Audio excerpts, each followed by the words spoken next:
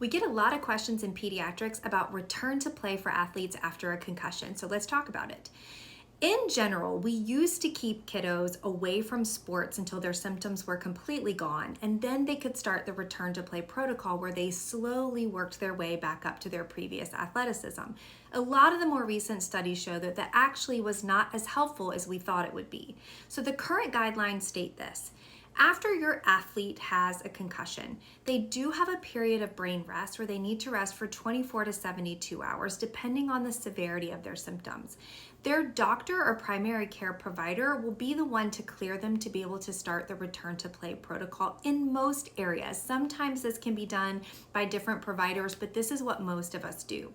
That should be started as soon as possible. So as soon as there's some improvement and the child's able to do their daily activities, such as return to school, do their activities of daily living, they're able to start their return to play protocol. They need a normal exam by a medical professional, and they need to have some improvement in their symptoms, and they need to be back to their activities of daily living.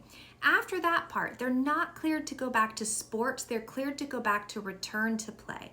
Return to play is a very specific protocol that in most areas is guided by athletic trainers, physical therapists, sports medicine providers, where they put the athlete through a series of increasing their exercise tolerance to make sure that their vital signs stay stable and they don't have an increase in symptoms. So this is going to be managed after you get the clearance from your doctor to go back to sports. So I hope this helps answer any questions you might have, because it's very confusing and I get this question every day. If you have any specific questions about concussions or return to play, drop them in the comments. Take care.